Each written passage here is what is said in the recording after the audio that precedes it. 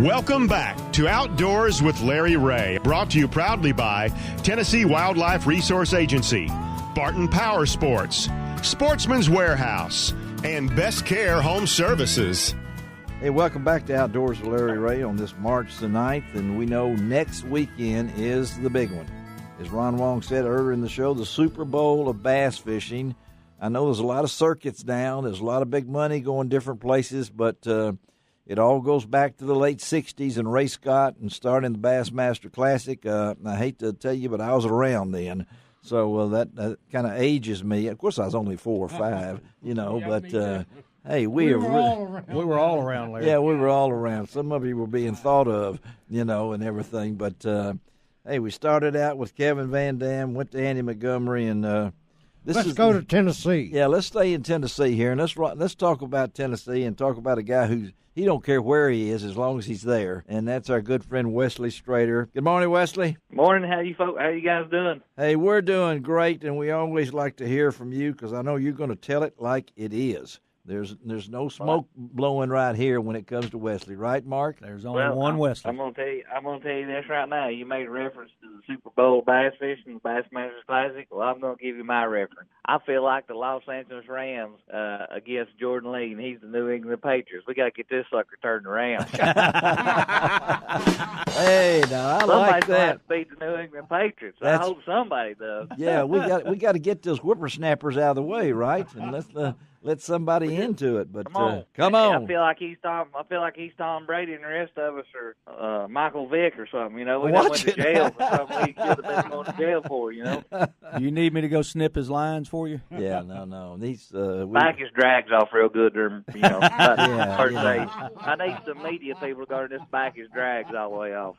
Well, I tell you what, at least Andy was talking about trying to learn how to use a new rod that Lou's put out, and he's struggling with that and flipping 9-pounders around and everything like that. Let's talk with you. What's it going to take? It'll take between 15 to 17 a day to win. That's amazing. You 3 guys have been on and don't have any idea, and they're all just about the right kind. When you look at that, and it's very realistic. Yeah, it is. Yeah. So you're going to have a guy. You're going to have a guy that catches. You're going to have a couple of guys, maybe more than that, will catch 20.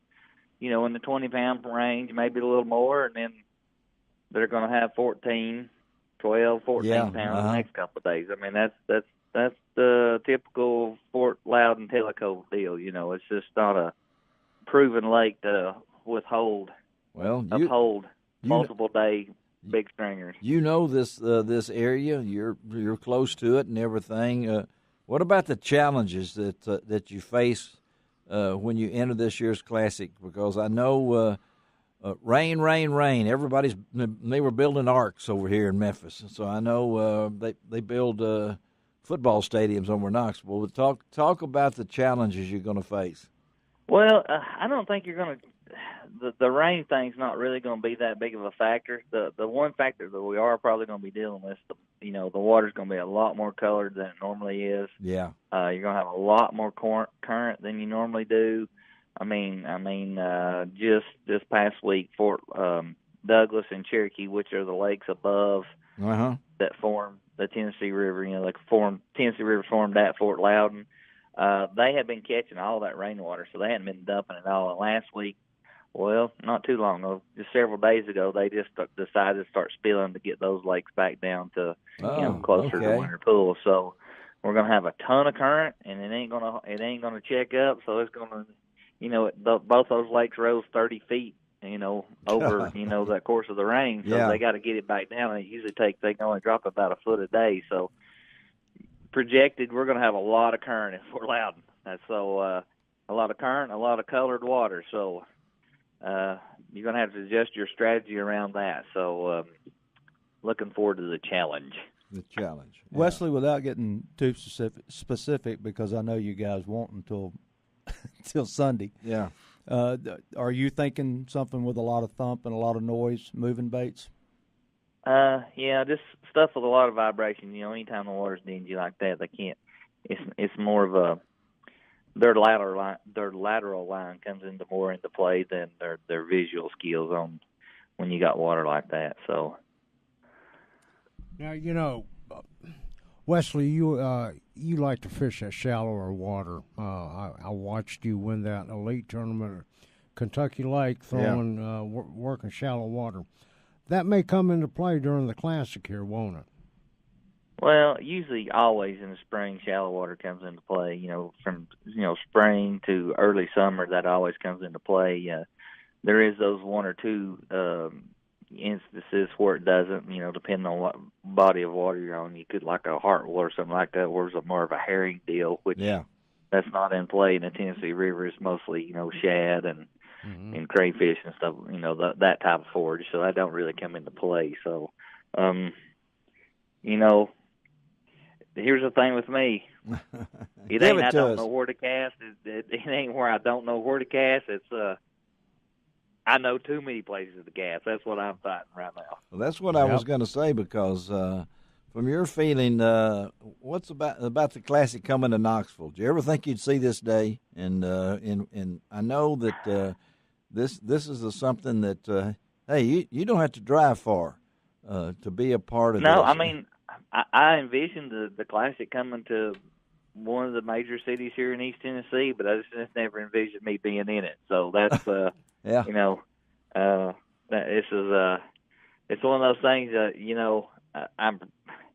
it's hard to describe. It's kind of like I was talking with somebody the other day, and it's like, I'm nervous, excited all at the same time, but if I'm fighting demons in my head, like I don't want to let the hometown crowd down because everybody's got these high expectations. You live here, you know what's going on, what to expect, and dude, sometimes that's a negative. Like I'm trying to get myself in that mental aspect of if things ain't going the way you want them to go, don't panic, don't start running around like a chicken with your head cut off, thinking this other rock pile I got over here or this other lay down I got over here, I've caught 100 out of it. Just don't do that. I got to kind of pick me an area and kind of stick with it, and that's what I'm trying to get myself mentally prepared for.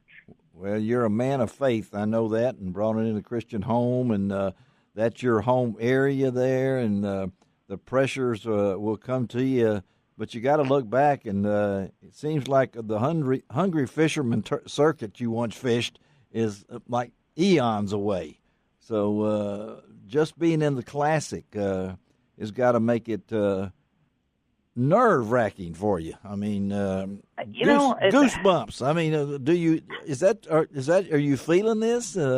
And you're trying to. No, it's not so much the Classic. It's just the Classic's the biggest tournament there is. But it's just I've been to them. I've fished two now, and this will be my third. And I'm kind of I'm over the nervousness of it being the Classic. Good. You know what I'm saying? Okay. Because like I said, I'm more nervous or. I don't want to let the hometown crowd down. Even if I don't win, I don't want to be down there. I don't want to. I at least want to make it till Sunday. You know what I'm saying? I don't want to. I want to have a good showing. Let's put I know that you way. do. Yeah. Well, don't take this the wrong way, but I do not want to see you at the expo in the Lewis booth. You don't, do you? Well, no. And he doesn't want to be there either. I don't see. Yeah. I don't want to be there. To be honest with you. Not that I don't like working the Lewis booth. I know if I'm there working the Lewis booth, I didn't do my job. Hey, talking about Lewis, Wesley, we were talking to Andy Montgomery about his new rods and reels from Lewis and everything, and he sort of forgot to get them all adjusted just right.